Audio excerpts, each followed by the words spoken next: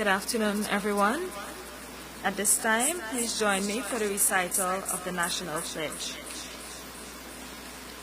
I pledge myself to honor always the flag of Guyana and to be loyal to my country, to be obedient to the laws of Guyana, to love my fellow citizens, and to dedicate my energies towards the happiness and prosperity of Guyana. You may be seated.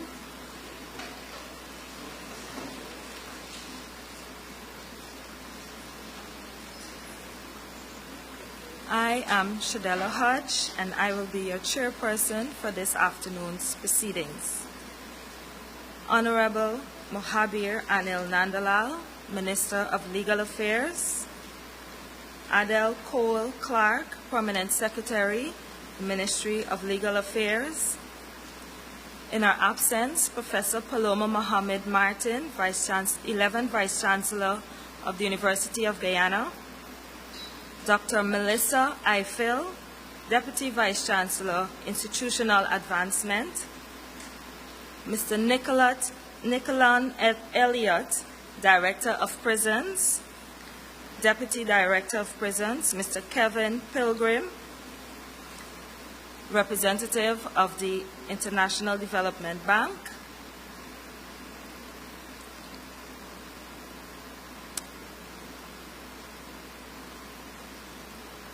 Ms. Indira Ananjit, Program Coordinator, IDB, Ministry of Legal Affairs. Other dignitaries, Director, RCIF, Mrs. Debbie Hopkinson. Special invitees, good afternoon and welcome.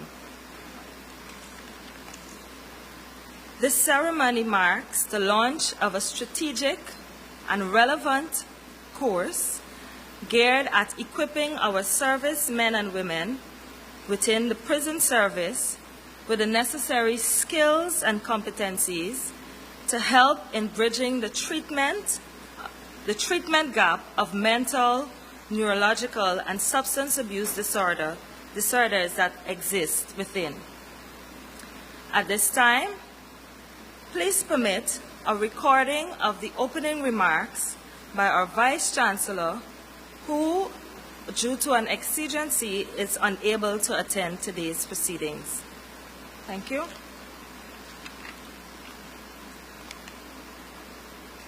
Good afternoon, everyone. I wish to stand on the protocols already observed and to give you this brief message. Just to say thank you to the donors, those who have supported and underwritten this program.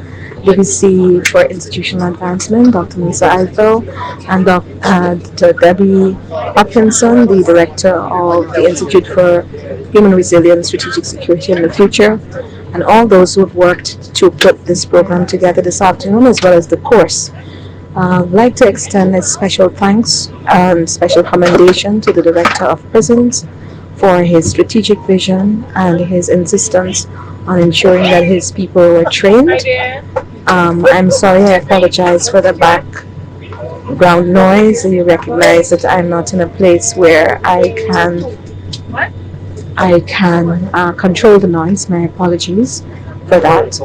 I'm sorry I can't be with you, but as you recognize, I'm on my way to another engagement, which is a good distance away from Georgetown, and so I apologize for not being with you in person.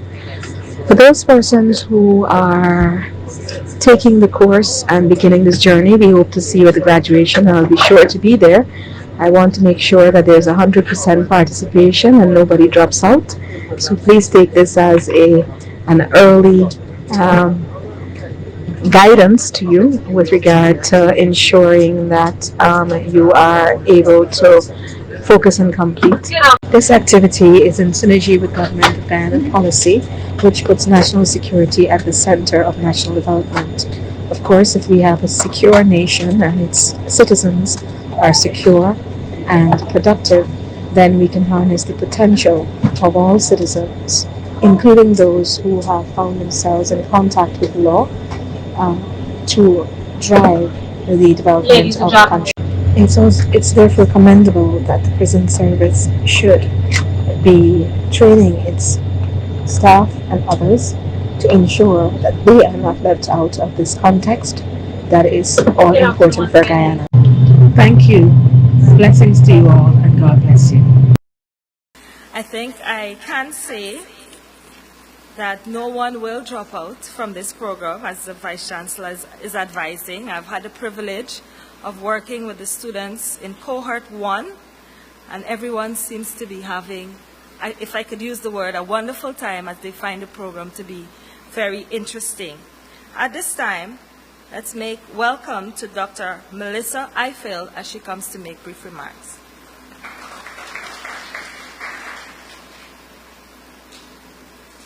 Thank you very much, Ms. Hodge.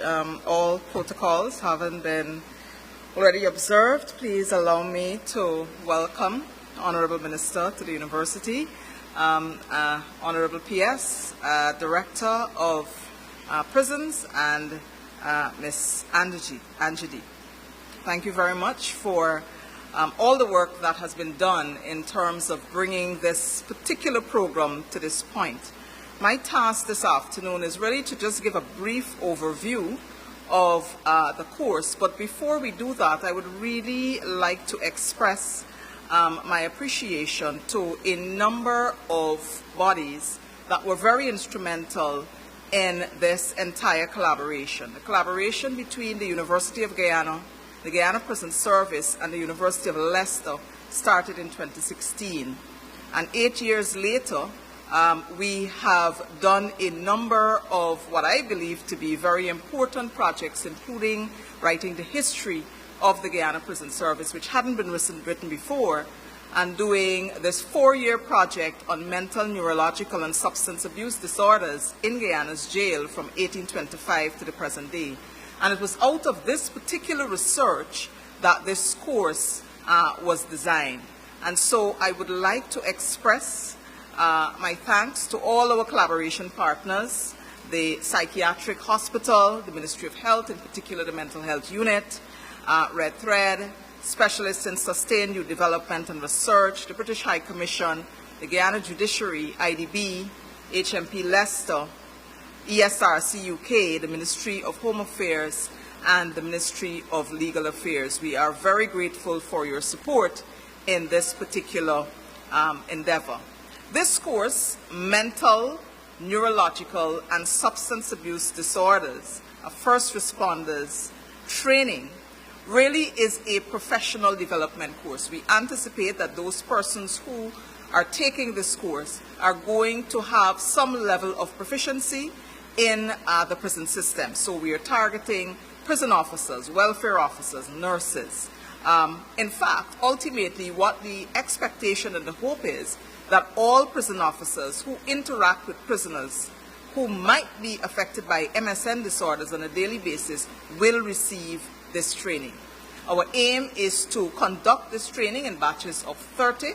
The idea being that, we want to ensure that there is the classroom is not overwhelmed by voices, and so that there can be a smooth and efficient training.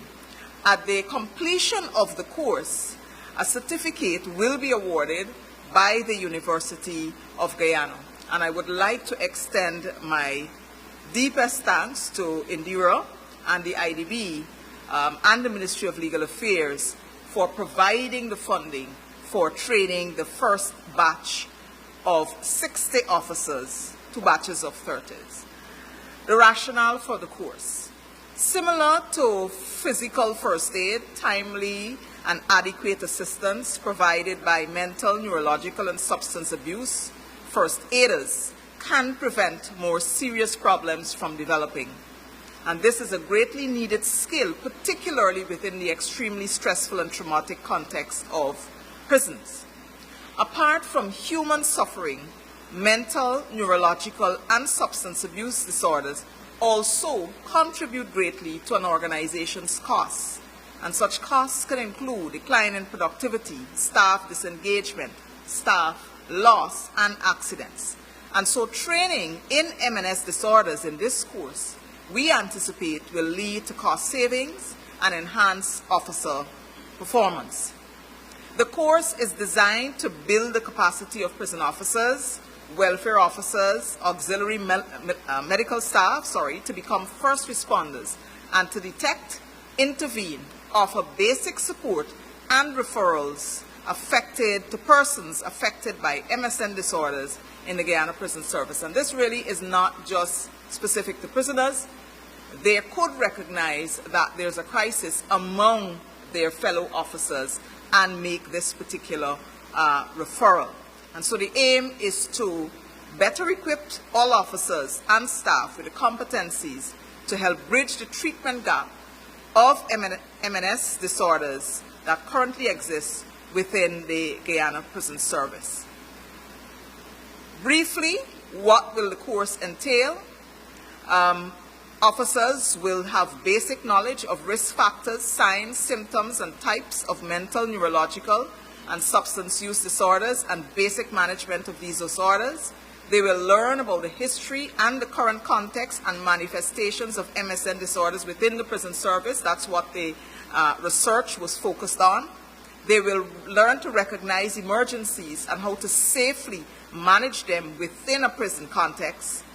They will learn about timely intervention with mental health first aid and when, where, how, and whom to refer persons suspected or diagnosed with MSN disorders. So it's called red flags identification. And they will also understand the vulnerabilities, stigma, and discrimination that are faced by persons with mental disorders. We also anticipate that they will learn about the rights associated with people who might suffer from mental health disorders, and they will also learn ethical principles and ethical issues as it relates to treatment of these individuals. And very, very importantly, we wish to ensure that all the officers understand and practice self-care so that they can manage key stresses, that they can identify and utilize prevention strategies so that they can take care of their own mental well-being within the context of the prison. Once again, I would just like to thank all those who played a part in making this particular course a reality. Thanks to URSIV for offering the course for the university. And I would just wish all of those who are taking the course a very, very successful sojourn at the University of Guyana in this course. Thank you very much.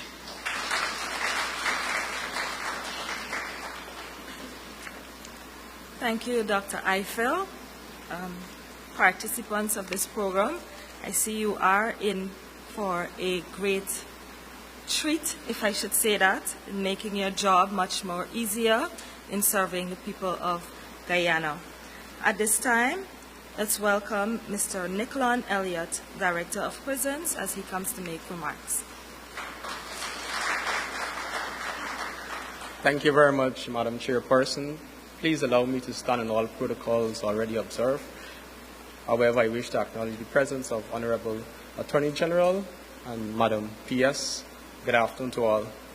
I am very much delighted and pleased to be here today, recognizing the fact that the way in which the prison service is moving is definitely towards the correctional and with regards to prison reform. And this is a part of the government's manifesto.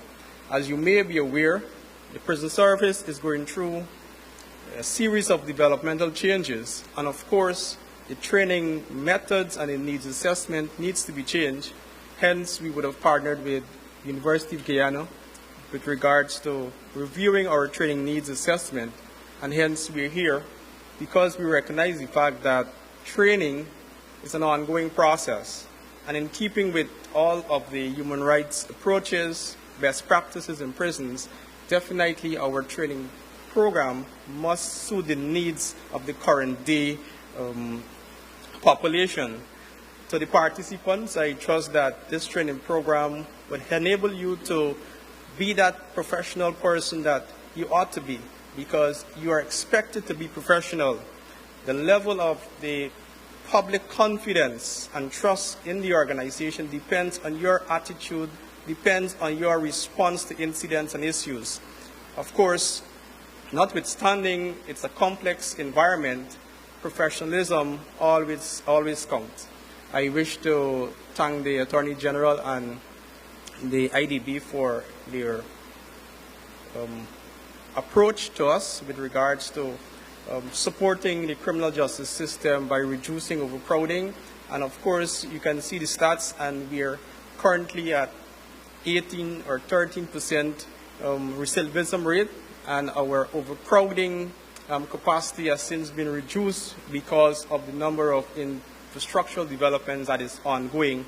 And of course, by the end of this year, you will see the completion of the Luzignan prison, which will enable us to further exercise training with regards to mental health and substance abuse. So I wish to thank you very much, Attorney General, IDB, and the University of Guyana, and to the participants. Good luck. Thank you.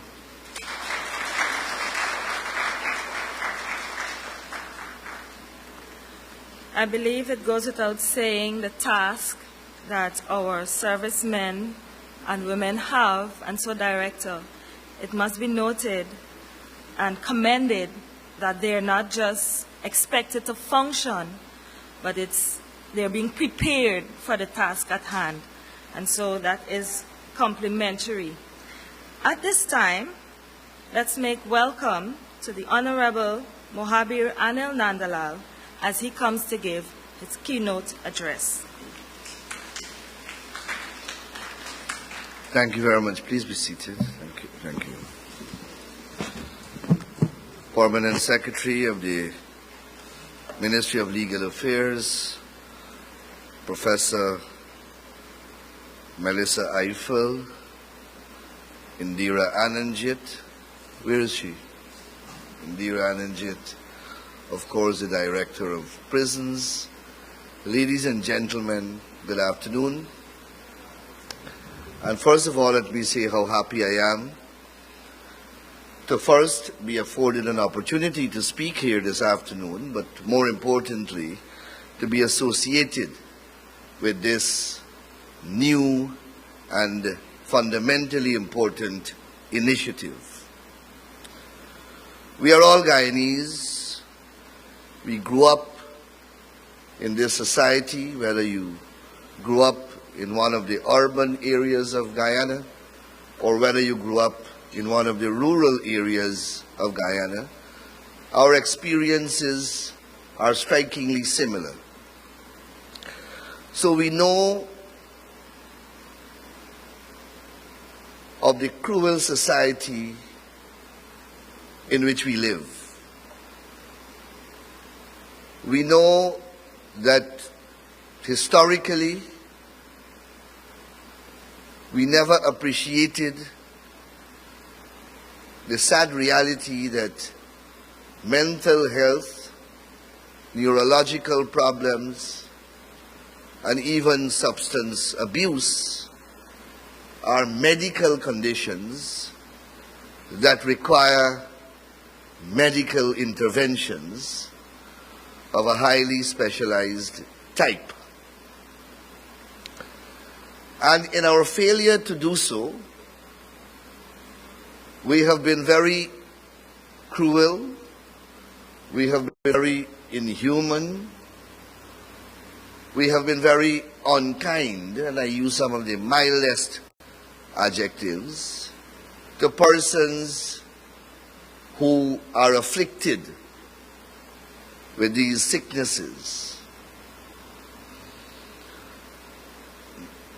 Any one of you, if you want to be honest, you will recall as a child growing up, wherever you may have grown up,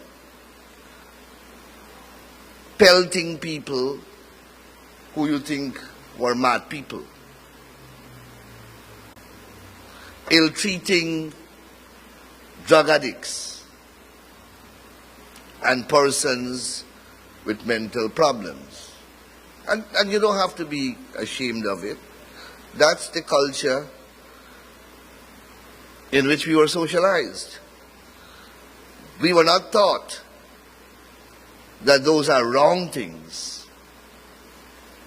Many of those actions may have been may have found approbation by our parents, persons who we look at for guidance. And we have developed this very cruel society. Fortunately, the world has changed. We are now more evolved, for want of a better word. We are more civilized, for want of a better word. And we have come to appreciate that mental health issues and neurological issues and substance abuse issues are medical conditions, are psychological conditions, and are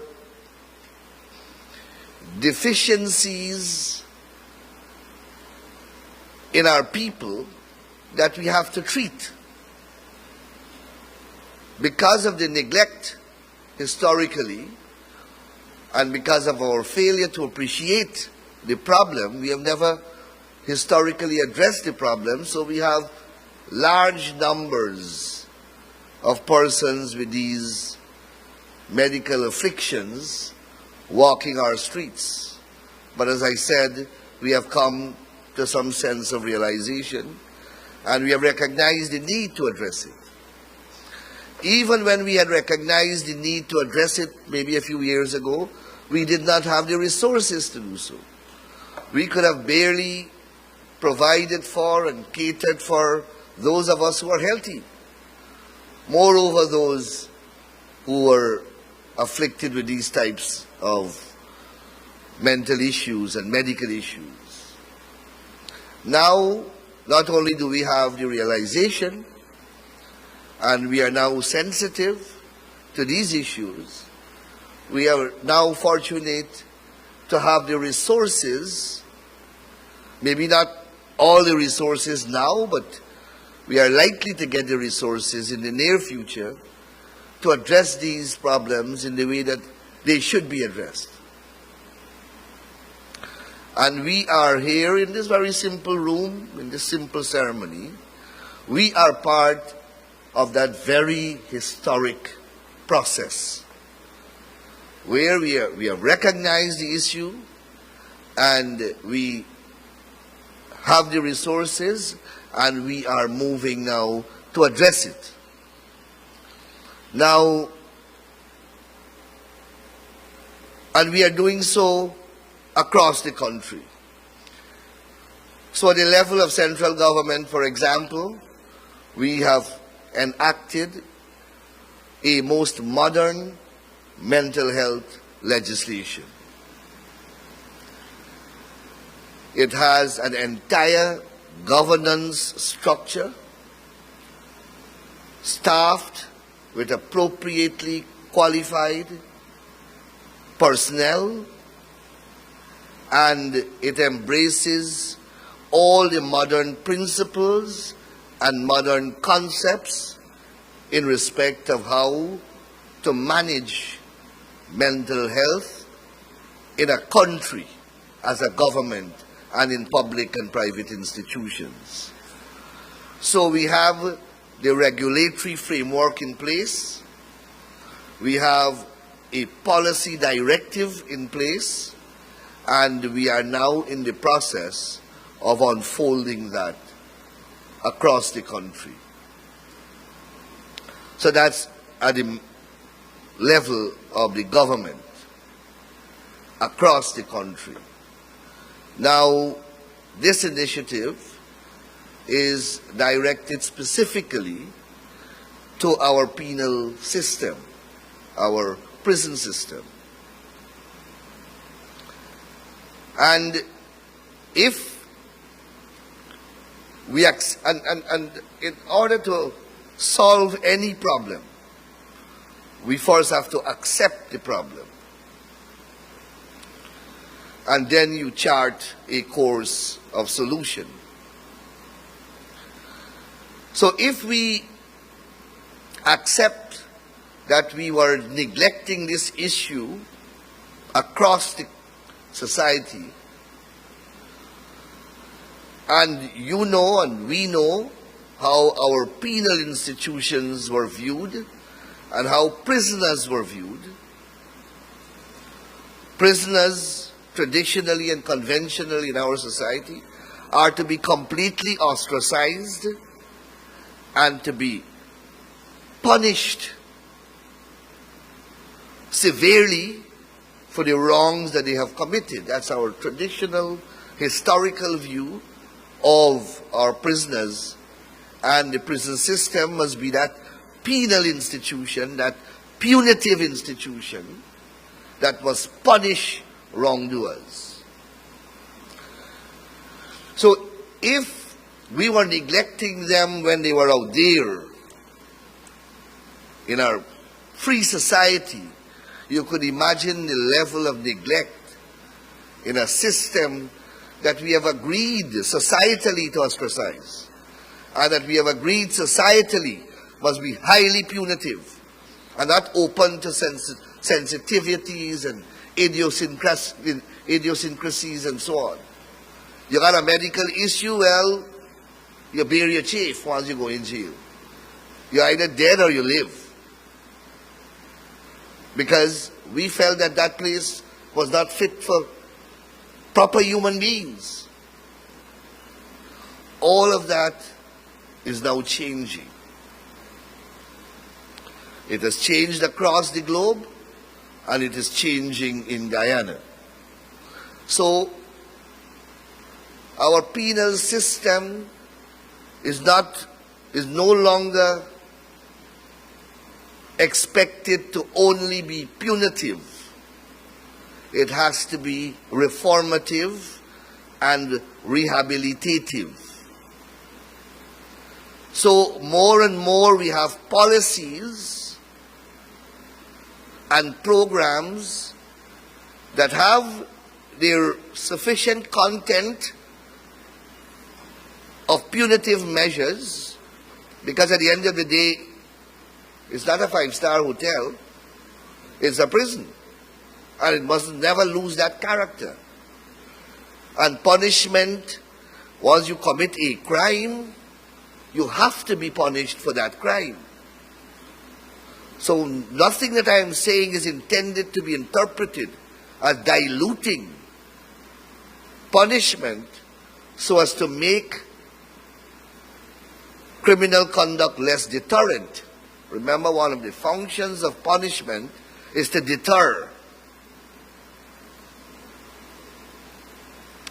We can go into the argument as to whether it has worked. I don't have the time for that here, but that's a debate that we can have.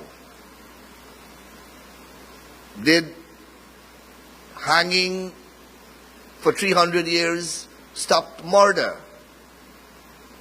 You can answer that. So we can have that. We have had flogging in the prisons with the cat o' nine tails, and the older prison officers can tell you about that, and solitary confinement and putting people in a concrete room, dark, with water up to their chest.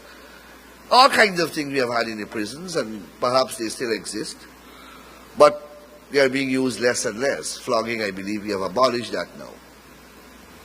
But the point I am making is that really those punitive measures have not really impacted statistically on bringing about a reduction in crime. In fact, the statistics will show that we now live in a society that has more crime than 20 years ago, or 30 years ago, or 50 years ago. So we have to devise, and the experts in the field have devised different and new innovative strategies on how to address, how to operate the penal institutions. And the emphasis has shifted from punitive measures more to reformative and rehabilitative measures. Because you punish an already damaged human being and you punish him to near death, when he comes out back, where is he coming out to? He's coming back into the society. You have already destroyed him in the prison. What you think, when he went in there, he was already destroyed. You complete the destruction with him in there. He comes out back, he has 20 years to live, 30 years to live. What contribution will he make to society? He can make none. At least no constructive contribution. He becomes more of a liability and a refuge to society than anything else. So, the emphasis now in the prison systems is to reform and rehabilitate. And that is why, as part of the support for criminal justice system, the initiative under which we are funding this particular engagement, we have had a series of policies whose imperatives are towards rehabilitation and reformation in the prison system. We have donated computers, printers. We have helped in the establishment of computer labs and training centers as part of our contribution to the rehabilitative and reformative component of the prison system. I am happy that the Director of Prisons spoke about the new center that we are building at Lusignan. Very expensive. We are spending a lot of money. Over $20 million US, I believe, for phase 1. And when it is finished, it is going to be a very modern prison with rehabilitation centers, medical institutions, institutions for therapy, sports facilities, educational facilities. It's going to be one of the more modern equipped prisons in the Caribbean. And your training in this initiative is going to transition you. This is only the beginning.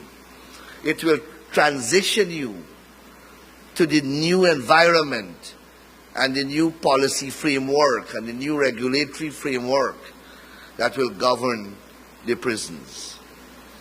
We are working on a new prison act. Our Prisons Act is about over 100 years old, which we inherited from the United Kingdom and would have made a few changes over the years.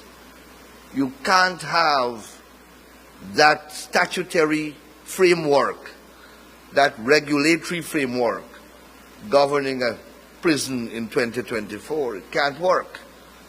So, at my level, I am working in reforming a new Prison Act with help, of course, from experts in the field. I have no expertise in prison environment.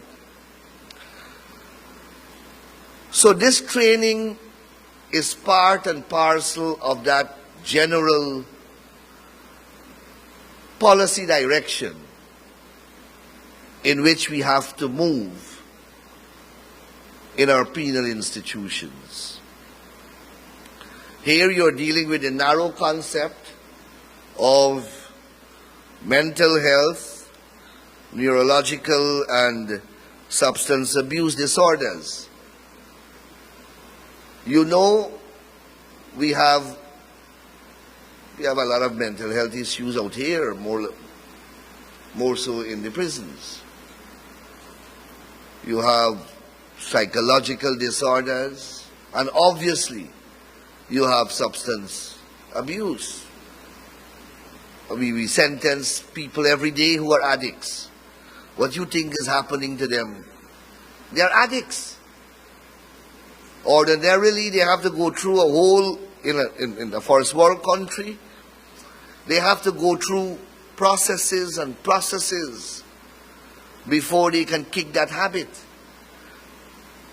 When you're an addict, your biology now depends upon that substance. Your body can't function without it, that's why you're an addict. And you throw that human being in a cell with no assistance, no program through which he can remove himself from that habit. That by itself can cause mental health issues. And that's what we have been doing. And we simply can't continue like that. If we value our human beings, the people who are in there are our families, they are our relatives, they are our fellow citizens. Yes, they traveled a road that they should not have traveled, and some may have good reasons for traveling that road, some may have less than good reasons, but at the end of the day, they have traveled the road. What do you do with them as a government and as a people and as a country? All you can do is come up with programs and policies that will ensure that whenever they come out at least better than they went in. That must be the minimum standard. If they can come out as exemplar citizens, well then we would have met gold standards. But at least they must come out better than they went in,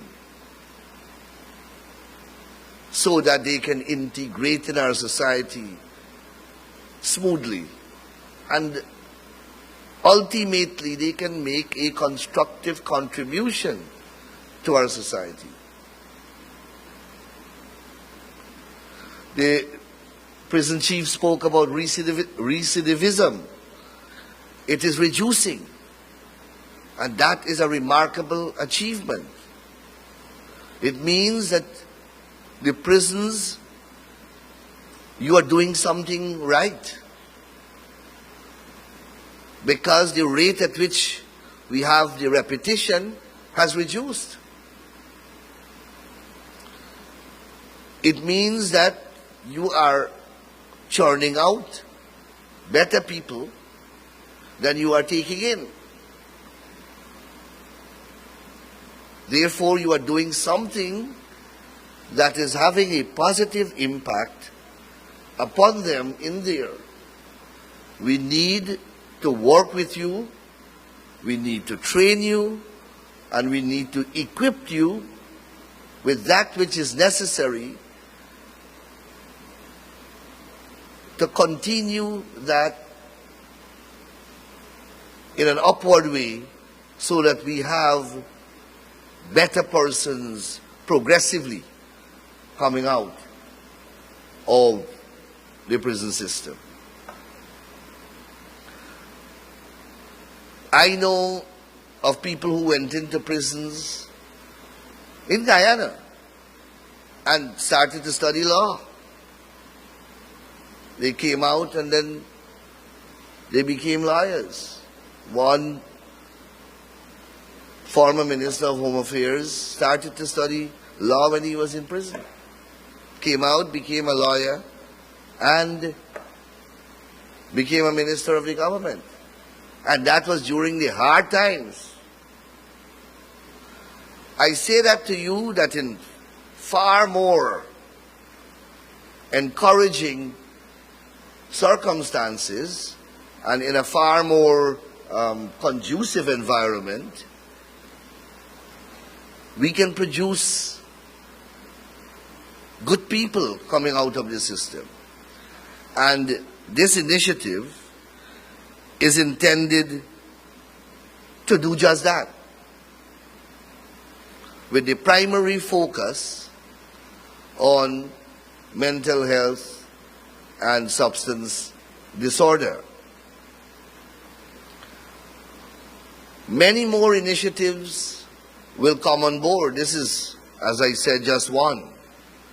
And I am happy that so many of you have seen it fit to embrace the program.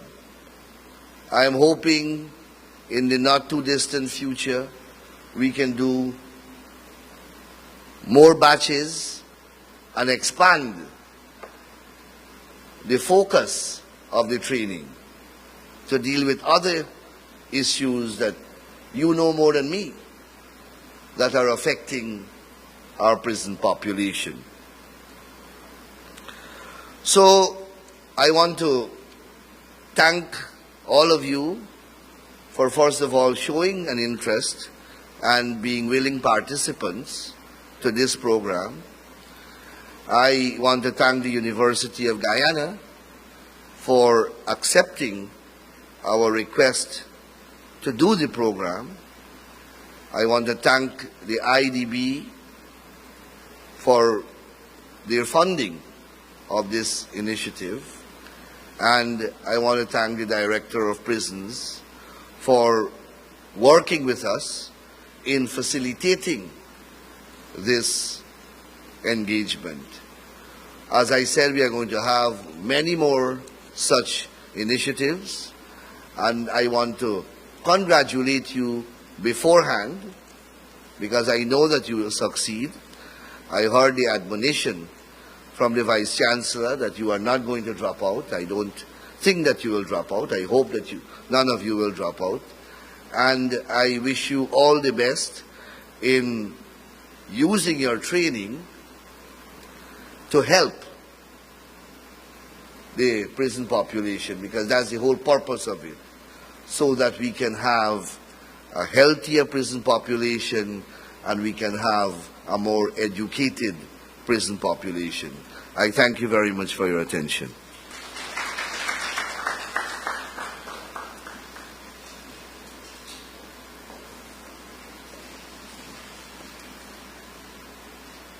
With the words of the Minister, today we are a part of a historic process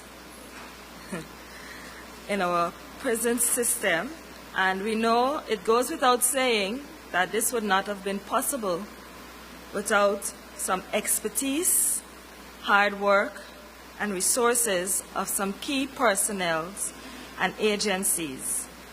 With that, I wish to thank the University of Guyana and the Vice Chancellor for her continued support, Dr. Eiffel and team for the work done, the excellent work done on this program.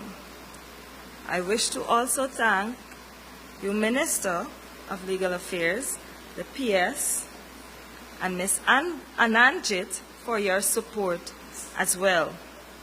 The Director of ERSIF and the team that is continually working hard to make this program a success,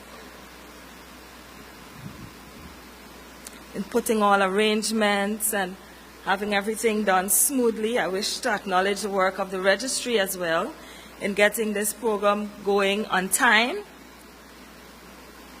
The staff of DEC, I wish to thank especially Mr. Pilgrim and Ms. DeCuna for your work. I wish to acknowledge the work of Mr. Lovell and some, we come and we sit and we hear when everything is well done and put together, but it took some nights and it took effort. And so today we want to thank you all, because we know that this is not just for a group of persons who will come and participate and then receive a certificate after. But what it does eventually, and by extension, is to help in nurturing a society that, as the minister said, is much healthier and safer for all Guyanese.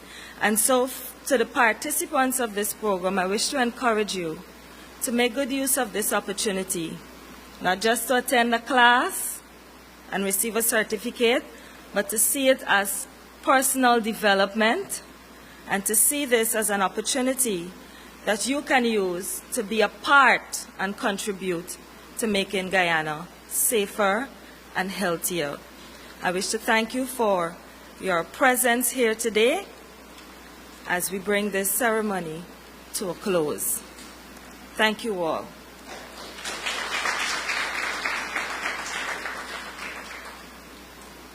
I'll ask us all to stand as our technicians facilitate a photograph of this team today.